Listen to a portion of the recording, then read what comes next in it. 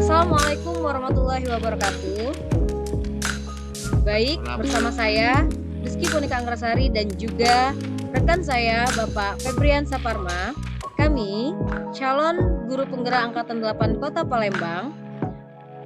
Pada kesempatan kali ini kami akan melaksanakan diskusi terkait coaching dengan Alur Tirta.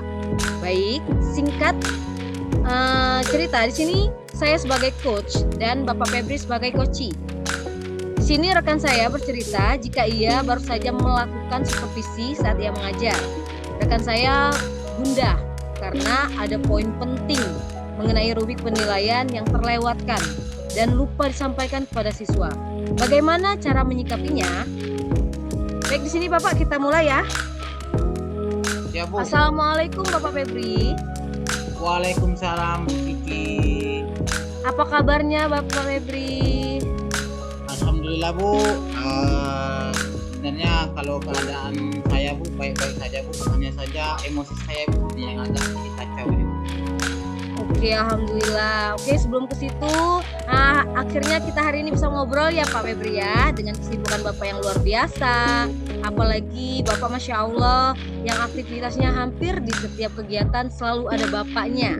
Kemarin baru juga selesai supervisi ya Pak? Benar Bu.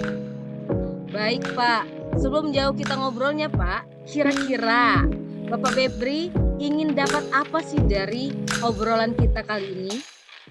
Ya, terus terang Bu ya, inginnya saya sih dari percakapan ini bisa dapat solusi Bu dari kegalauan saya tadi Bu, karena saya habis di supervisi ini Bu. Oke, kegalauan yang Bapak alami ya. Oke, sebelum kegalauan nih, perasaan yang Bapak rasakan setelah selesai supervisi ini bagaimana nih Pak? Ya, terus terang Bu ya, sebenarnya saya plong Bu. Saya plong, kemudian saya ada senangnya, ada gundahnya. Ya, senangnya itu karena anak-anak sudah sangat aktif Bu, dalam pembelajaran itu dan semangat dalam belajar dan mengerjakan tugas itu. Oke, jadi anak-anak belajar dengan penuh semangat ya Pak ya. Tadi Bapak bilang ada gundahnya. Jadi apa nih kira-kira yang menjadi kegundahan Bapak pada saat melakukan supervisi kemarin? Jika berkenan, coba Bapak ceritakan kepada saya. Gini Bu ya, setiap manusia itu kan pasti punya kesalahan Bu ya, pasti ada kekurangannya Bu. Jadi begitu juga dengan saya sebagai seorang guru. Tadi saya kelupaan Bu menyampaikan jenis rubrik penilaian pada anak-anak. Oh, terus selain itu ada lagi tidak Pak? Ada lagi sih Bu sedikit Bu ya. Selain di awal kegiatan tadi saya lupa menyampaikan rubrik penilaian itu Bu, saya juga tidak berkeliling Bu saat mereka mengerjakan tugas kelompok. Nah, saat mereka berdiskusi itu saya hanya terfokus pada RPP saya Bu. Jadi itu begitu mengganjal di hati saya Bu. Baiklah Pak, jadi bila saya ulangi kembali ya Pak ya, berarti ada dua permasalahan yang Bapak alami. Yang pertama tadi pada kegiatan awal Bapak lupa menyampaikan rubrik penilaian. Dan yang kedua tadi Bapak lupa berkeliling melihat anak-anak berdiskusi karena Bapak fokus sama RPP Bapak. Tapi satu yang paling penting dan paling krusial Pak, menurut Bapak yang mana yang mengganjal dari permasalahan Bapak tadi? Kalau dari kegiatan awal kan lupa pada saat menyampaikan bukti penilaian ya. Nah, kalau yang kedua tadi saya lupa berkeliling Bu kelas pada saat proses pembelajaran. Padahal menurut saya itu sangat penting Bu. Tapi bagi saya Bu yang sangat penting itu adalah penyampaian rubrik penilaian itu Bu, dikarenakan itu merugikan anak-anak Bu. Di mana apabila kita tidak menyampaikan rubrik penilaian itu, anak-anak tidak tahu apa yang akan mereka kerjakan Bu. Sedangkan tugas mereka harus sesuai dengan rubrik penilaian. Wah, saya sangat setuju sekali tuh Pak dengan Bapak Febri. Jadi bagaimana kita harus menyampaikan sistem rubrik penilaian di awal ya Pak ya, biar anak itu tahu apa yang harus mereka lakukan. Tadi Bapak bilang lupa menyampaikan rubrik penilaian. Sebenarnya apa sih yang membuat Bapak bisa lupa untuk menyampaikan rubrik penilaian itu Pak? Begini Bu, tadi kan keadaannya saya itu gugup, jadi agak sedikit gugup, jadi namanya juga di supervisi Bu ya. Ya itu tadi Bu, grogi Bu ya. Padahal rubrik penilaian ini sudah saya siapkan pada malam harinya Bu, dari mulai RPP-nya, materi ajar, kemudian LKPD dan rubrik penilaian. Nah, cuman itu tadi Bu, namanya manusia, mungkin saya agak grogi tadi Bu. Ya itulah yang terjadi Bu.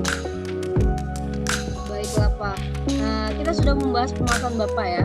Kira-kira adakah solusi dari permasalahan Bapak tadi Pak? Mungkin ini Bu ya, yang pertama kali ya dengan meninggalkan perasaan gugup tadi Bu, karena gugup dan grogi ini saat di supervisi ini menjadi sangat momok yang menakutkan bagi saya ini Bu. Kemudian yang kedua itu fokus pada RPP Bu, mengingat kembali langkah-langkah apa saja yang ada di RPP itu Bu. Jadi saya itu kurang fokus di situ Bu. Dan yang ketiga mungkin harus saya tandai Bu di stabilio akhir ini Bu. Yang penting di RPP itu apa saja sebenarnya. Nah itulah Bu. Oke baik Pak, dari solusi Bapak tadi, mana nih kira-kira yang sangat membantu Bapak Febri? Terus terang Bu ya, sebenarnya semuanya saya kira sangat membantu saya ya Bu. Tapi mungkin ada tambahan lagi Bu, yaitu kita sering sharing kepada teman-teman Bu. Nah inilah Bu ya, kita ini yang seperti kita lakukan ini sebenarnya bagus sekali Bu ini. Kita harus sharing dengan teman-teman agar kenapa? Agar apa-apa yang saya lupa tadi Bu, yang saya grogi tadi tidak terulang lagi nanti di pembelajaran selanjutnya Bu. Apalagi ini penting sekali di proses pembelajaran masalah rubrik tadi Bu. Seperti itu. Wah luar biasa sekali Bapak ya. Tapi benar nih Pak, dengan berkolaborasi sharing nih kita seperti hari ini ya, kita sharing berkolaborasi memang akan memperkuat pemahaman kita dan tentunya ingatan kita. Kemudian dari rencana-rencana tadi nih, terus rencana aksi untuk selanjutnya Pak, apa yang menjadi komitmen Bapak ke depannya agar menjadi lebih baik lagi Pak? Sepertinya Bu ya, yang harus saya lakukan itu saya harus berkomitmen tentang apa rencana yang telah saya buat di RPP itu harus benar-benar dilaksanakan sebenarnya Bu. Walaupun kita membuat RPP-nya sudah sempurna, tapi kalau tidak ada komitmen tadi akhirnya kita tidak fokus Bu. Kemudian untuk terus dibaca juga, kemudian berlatih dan mengingat kembali alur yang saya buat Bu, sesuai dengan RPP itu. Wah luar biasa sekali Bapak ya. Alhamdulillah Pak, semoga kedepannya kita semua menjadi lebih baik lagi. Baik Pak, untuk kesimpulan dari diskusi kita kali ini, apa menurut Bapak? Alhamdulillah Bu ya, setelah berdiskusi bersama Ibu, saya merasa lega Bu. Dan insya Allah saya lebih percaya diri dan tidak grogi lagi Bu ya. Juga banyak poin-poin tadi yang saya dapatkan Bu. Mungkin saya harus menandai poin-poin penting dalam RPP. Kemudian tidak lupa juga selalu berkolaborasi dengan teman-teman sejawat Bu. Oke, Masya Allah, luar biasa sekali Bapak. Terima kasih loh Pak. Alhamdulillah, jadi diskusi kita hari ini dapat menemukan jalan keluar dan solusi dari permasalahan Bapak. Terima kasih Pak sudah mau bercerita sama saya. Baik Bu, saya juga berterima kasih Bu ya, karena Ibu sudah mendengarkan curhatan saya tadi Bu ya. Iya Pak, nah dari permasalahan Bapak juga saya dapat belajar bahwasannya rubrik penilaian itu sangat penting disampaikan di awal pembelajaran. Sekali lagi terima kasih loh Pak, sampai jumpa kembali Pak. Wassalamualaikum warahmatullahi wabarakatuh. Waalaikumsalam Bu. Baiklah, izin menyampaikan referensi diri latihan coaching tadi. Di sini saya sebagai coach dan juga pengamat akan mencoba merefleksi latihan coaching tadi dengan nama CGP-nya Rizky Ponika Anggrasari SPD. Yang pertama, apa yang sudah berjalan dengan baik selama percakapan, menurut saya komunikasi, interaksi antar coach dan coach itu sudah berjalan dengan baik. Kemudian yang kedua, apa yang perlu diperbaiki atau ditingkatkan? Nah, yang perlu diperbaiki adalah ragam pertanyaan yang lebih berbobot mungkin. Tapi tadi sudah sangat baik sekali, sudah sangat berbobot. Hanya saja mungkin ragamnya saja yang nanti divariasikan ya. Kemudian yang ketiga, apa yang Bapak Ibu lakukan untuk tetap dalam kondisi presence atau kesadaran penuh sebelum dan saat melakukan coaching. Nah, ini kita harus pahami, kita harus memiliki daftar pertanyaan dengan alur cerita. Jadi, alur cerita ini sangat memberikan dampak yang luar biasa ya. Salah satu hal yang bisa kita lakukan ya, komunikasi dengan rekan sejawat baik rekan sejawat dan kepala sekolah. Kemudian, apa yang Bapak Ibu lakukan untuk memperbaiki atau meningkatkannya? Tentu saja melakukan banyak aktivitas coaching ya. Ini harus kita lakukan bisa bersama rekan sejawat juga untuk kepentingan siswa kita terutama karena kita ini adalah menghamba kepada murid. Kemudian tuliskan umpan balik dari coach Anda, yaitu pertanyaan untuk coach. Apa yang Anda rasakan pada saat di coaching? Nah, ini yang saya rasakan ya. Saya sebagai coach ini merasa senang karena dapat berbagi permasalahan untuk mendapatkan penyelesaian. Nah, saya merasa semangat ketika saya dapat menceritakan kronologis permasalahan saya. Dan saya juga melakukan pembelajaran sehingga saya dapat menemukan akar masalah untuk diselesaikan. Nah, saya kira itu saja yang dapat saya sampaikan. Terima kasih. Wassalamualaikum warahmatullahi wabarakatuh. Waalaikumsalam warahmatullahi wabarakatuh. Terima kasih Bapak Febri. Ya, sama-sama Bu.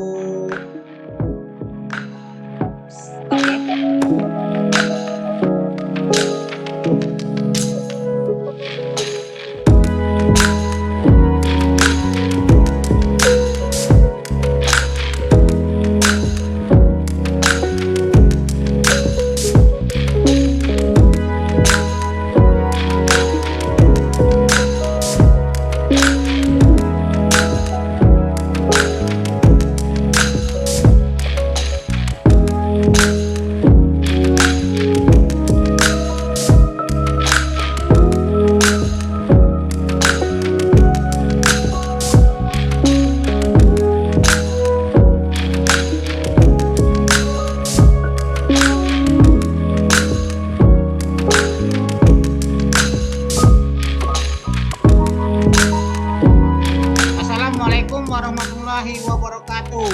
Waalaikumsalam warahmatullahi wabarakatuh. Ya baik, hari ini kita akan melaksanakan coaching. Ini kasus kedua dari kami. Di sini perkenalkan dulu, saya Febrian Saparma dan Ibu Kiki Rizky Ponika Anggrasari, yaitu CGP Angkatan 8 Kota Palembang. Di sini di kasus 2 ini saya akan mencoba menjadi coach dan Bu Rizky Ponika Anggrasari akan menjadi kunci dan menjadi siswanya di sini ya. Nah, di sini kasus 2 ini adalah sebagai berikut.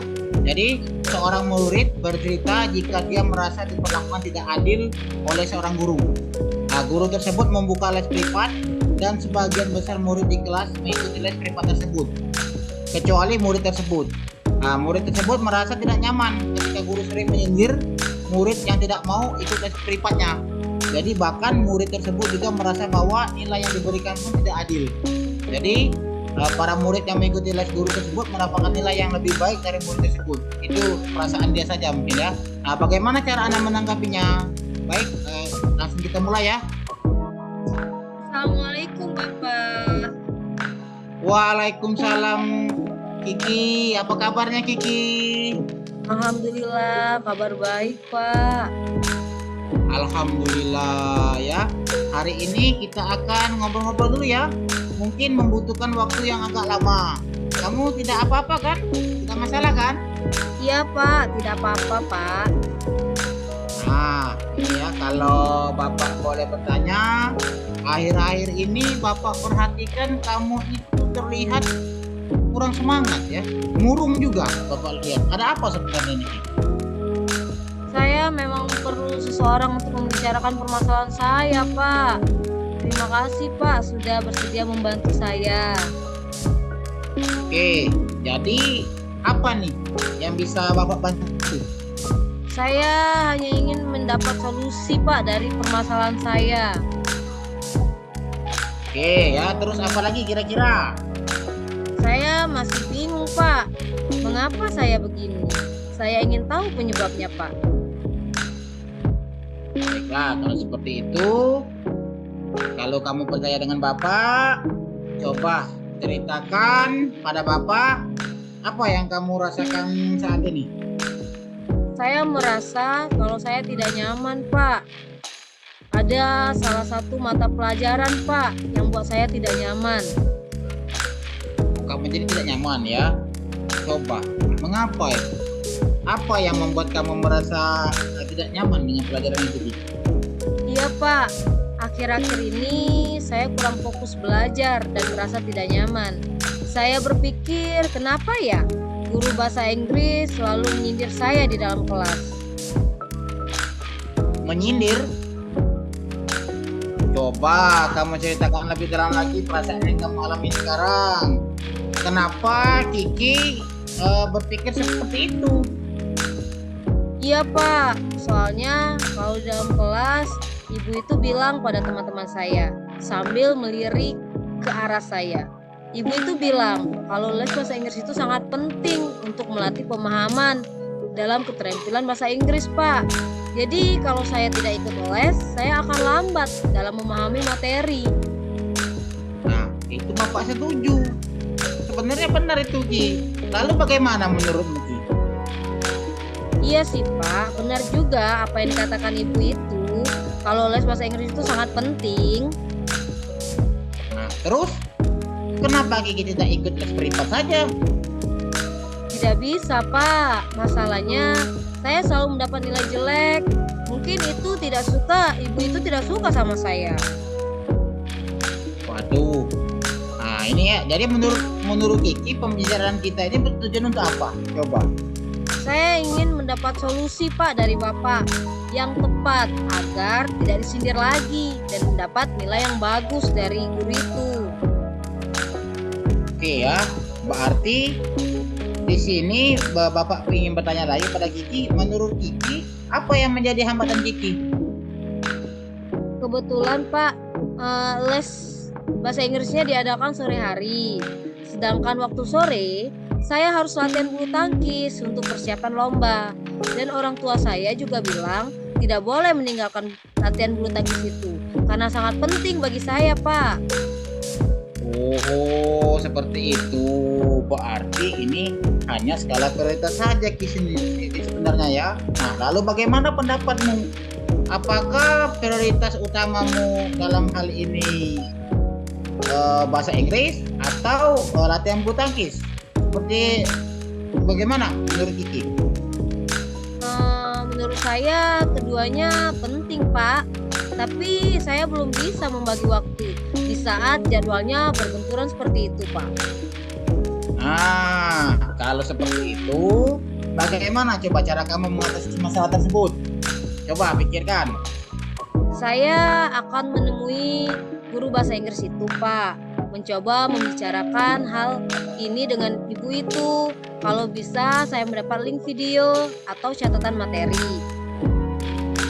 Supaya saya dapat belajar daring, Pak, di rumah. Dan saya akan meminta dibuatkan jadwal les di hari Sabtu. Soalnya kalau Sabtu saya tidak latihan bulu tangkis, Pak. Bagus juga itu Ki. Sekarang Bapak mau tanya lagi Ki. Apa kamu bisa belajar secara daring tanpa mengganggu jadwal latihan bulu tangkis kamu? Sebenarnya bisa, Pak. Saya bisa pakai laptop ataupun HP untuk belajar. Nah, bagus Ki. Selanjutnya, bagaimana dengan tindak lanjut yang akan kamu lakukan setelah membicarakan semua ini Ki? Nah, berarti itu tinggal kamu pikirkan saja Ki. Coba, bagaimana Ki? Iya, Pak.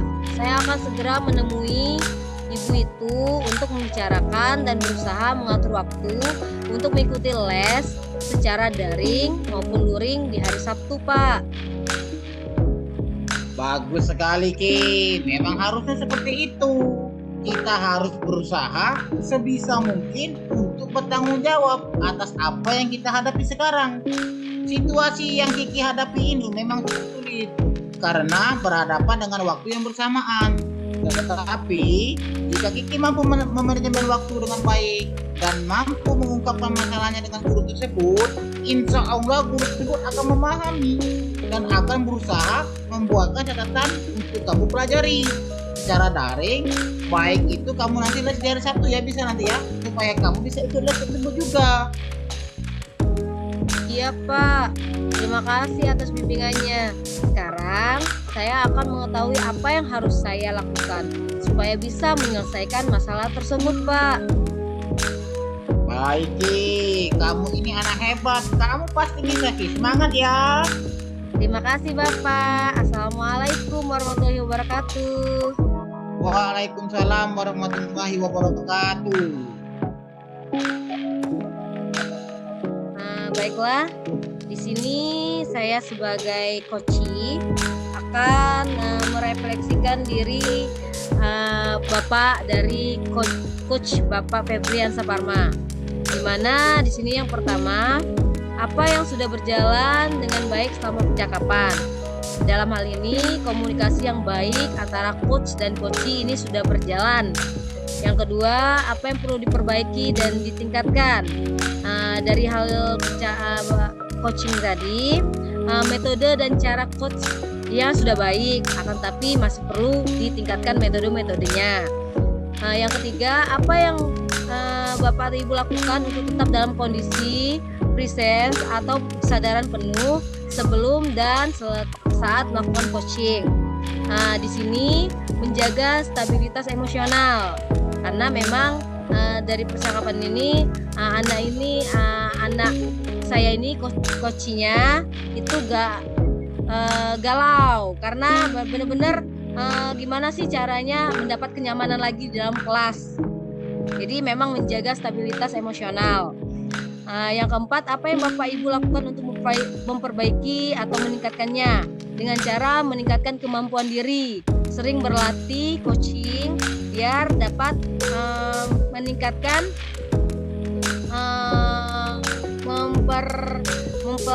mendalami coaching setelahnya gitu. Terus pertanyaan untuk coaching, apa yang Anda rasakan pada saat coaching? Di sini saya merasa senang bisa berdiskusi dan mendapatkan penguatan terhadap solusi untuk permasalahan yang saya hadapi. Itu sekian refleksi dari saya. Saya tutup dengan wassalamualaikum warahmatullahi wabarakatuh. Waalaikumsalam warahmatullahi wabarakatuh.